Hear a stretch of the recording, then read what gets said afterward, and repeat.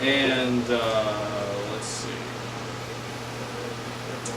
We might have time for a short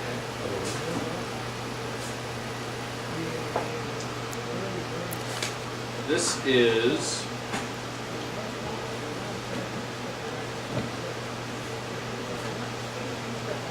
there's a terrorist organization in this book called SHAG, which is based in South Carolina, and is an offshoot of the church that is central in this book called the Church of the New Revelation.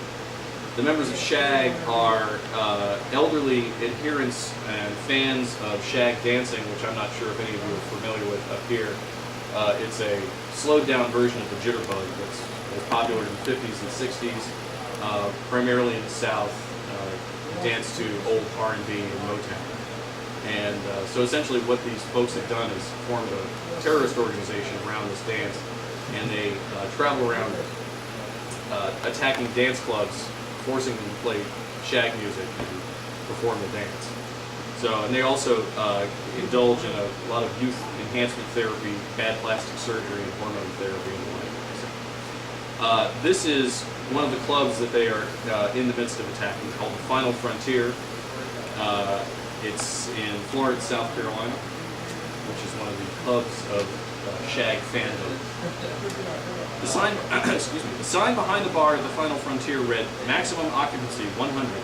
Exceeding this number is a violation of the fire codes of Florence County and the state of South Carolina." Eustace stopped to tighten the rubber band that held his ponytail and caught a glimpse of the signs for the first time since he'd started tending bar there a week earlier. It was a tiny but official-looking document in a simple metal frame, placed conveniently out of view behind the rows of import and domestic beer bottles. He laughed when he read it and reached into the cooler and pulled out another 2 beers for the guys at the end of the bar. He turned and laid out a white paper napkin, bev naps the kids who worked there called them, then popped off the bottle caps and placed them down beside 2 clean beer glasses before adding the charges to their tab. He looked out at the bright pulses and swirls of color and light on the dance floor, oversized holograms of the singer bobbing and weaving sickeningly over the crowd. At least 200 people were jammed onto the brightly lit platform, not to mention 70 or so people hovering in limbo between the bar and the dancers. They were all moving, the incessant beat of the music pumping out of the huge bass-driven speakers suspended from the ceiling. They looked more like a single amorphous organism rather than a few hundred male and female bodies. 2 women walked up to the bar holding hands. Both were attractive but provocatively dressed, and Eustace made a special effort to make sure his eyes met theirs as he waved hello. The blonde he didn't know, but the brunette friend was Frankie, a variation on Francis or Francine, he assumed. "Hey, you," Frankie said with a grin over the noise. "Hey, you too, pretty ladies," he said after leaning in toward them. "What can I get you?" "Amaretto sours all around," Frankie said.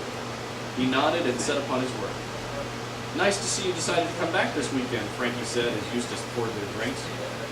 He'd spoken to Frankie the previous weekend and found her intelligent and funny, and he thought for a moment about asking her out. Then he remembered where they all were and quickly came to his senses. She, meanwhile, had immediately pegged him as straight and was amused by his attention. "What can I say? I like it here.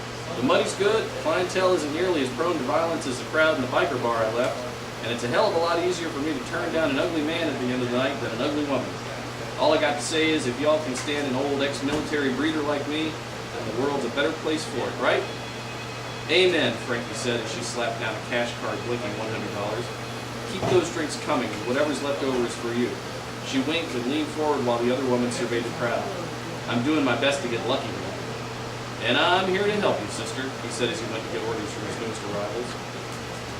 The club was crowded and hot tonight despite the relentless effort of the air conditioning. Those coming off the dance floor were bathed in sweat, which meant they would soon be heading to Eustace. Soon enough. His long sleeves didn't help keep him cool. He often wished he could safely wear short sleeves here, but he couldn't take the chance of flashing the Special Forces tattoo on his right forearm.